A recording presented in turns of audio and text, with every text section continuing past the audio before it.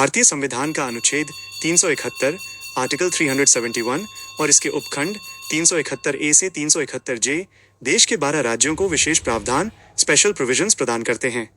अनुच्छेद 370 की तरह यह किसी राज्य को अलग संविधान या झंडा नहीं देता, बल्कि इसका मुख्य उद्देश्य पिछड़े इलाकों का विकास, जनजातीय संस्कृति व रीति रिवाजों का संरक्षण और स्थानीय लोगों को नौकरियों व शिक्षा में अवसर देना है। मूल अनुच्छेद 371 महाराष्ट्र और गुजरात। मूल संविधान में अनुच्छेद 371 के तहत 2 राज्यों के पिछड़े क्षेत्रों के लिए विशेष विकास बोर्ड डेवलपमेंट बोर्ड्स बनाने की शक्ति राज्यपाल को दी गई है। महाराष्ट्र, विदर्भ, मराठवाड़ा और शेष महाराष्ट्र के लिए, गुजरात, सौराष्ट्र, कच्छ और शेष गुजरात के लिए। अनुच्छेद 371 ए से 371 जे राज्यों के अनुसार विशेष प्रावधान। अनुच्छेद राज्य मुख्य विशेष प्रावधान 371 ए। नागालैंड। नगा धार्मिक सामाजिक प्रथाओं, पारंपरिक कानूनों और भूमि व संसाधनों के स्वामित्व में संसद का कोई कानून बिना राज्य विधानसभा की सहमति के लागू नहीं होता। 371 बी। असम। राज्य विधानसभा में जनजातीय क्षेत्रों से आए प्रतिनिधियों की एक विशेष समिति का गठन। 371 सी। मणिपुर। पहाड़ी क्षेत्रों से चुने गए प्रतिनिधियों के लिए विधानसभा समिति और राज्यपाल की विशेष जिम्मेदारी। 371 डी और 371 ई। आंध्र प्रदेश और तेलंगाना।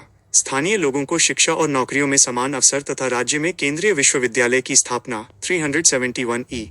371 एफ। सिक्किम।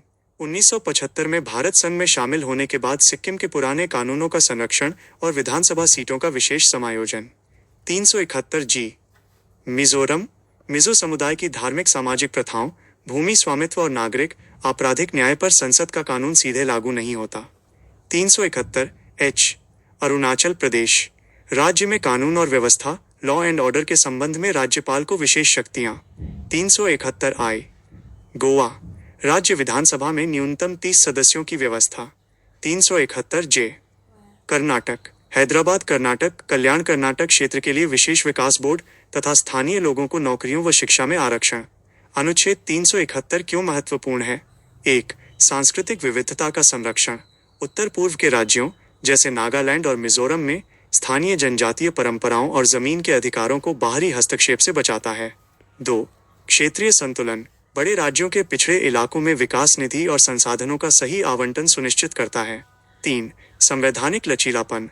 ये दिखाता है कि भारतीय संघवाद फेडरलिज्म में हर राज्य की विशिष्ट भौगोलिक और सामाजिक जरूरतों के अनुसार ढलने की क्षमता है। भारत के उत्तर पूर्वी राज्यों नॉर्थ ईस्ट इंडिया का निर्माण एक लंबी और चरणबद्ध ऐतिहासिक प्रक्रिया का परिणाम है। 1947 में स्वतंत्रता के समय इस पूरे क्षेत्र का स्वरूप वैसा नहीं था जैसा आज दिखता है। उस समय उत्तर पूर्व में मुख्य रूप से असम राज्य और 2 रियासतें मणिपुर तथा त्रिपुरा शामिल थीं। समय के साथ प्रशासनिक सहूलियत, जनजातीय आकांक्षाओं और सांस्कृतिक पहचान को बनाए रखने के लिए असम का विभाजन हुआ और नए राज्यों का गठन किया गया।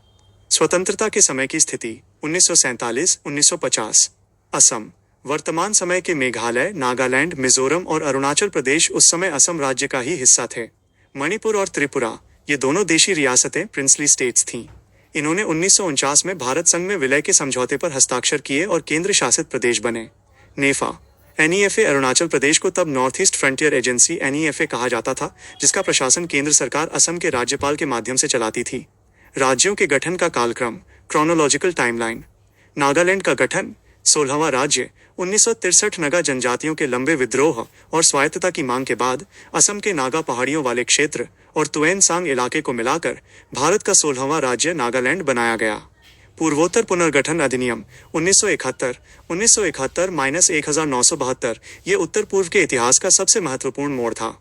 North Eastern Areas Reorganisation Act 1971 के तहत 1972 में व्यापक बदलाव किए गए। मेघालय असम से अलग होकर नया पूर्ण राज्य बना। मणिपुर और त्रिपुरा केंद्र शासित प्रदेश से बदलकर पूर्ण राज्य का दर्जा पाए। मिजोरम और NEFA अरुणाचल प्रदेश असम से अलग करके केंद्र शासित प्रदेश बनाए गए। सिक्किम का विलय 22वां राज्य 1975 सिक्किम शुरुआत में भारत का हिस्सा नहीं था, बल्कि चोग्याल राजवंश के तहत एक संरक्षित राज्य था। 1975 में सिक्किम में जनमत संग्रह हुआ, जिसके बाद 36वें संविधान संशोधन के जरिए सिक्किम औपचारिक रूप से भारत का 22वां राज्य बना। मिजोरम और अरुणाचल प्रदेश को पूर्ण राज्य 1987 मिजोरम 1986 में भारत सरकार और मिजो नेशनल फ्रंट के बीच मिजो शांति समझौते पर हस्ताक्षर हुए। इसके बाद 1987 में मिजोरम को पूर्ण राज्य का दर्जा मिला।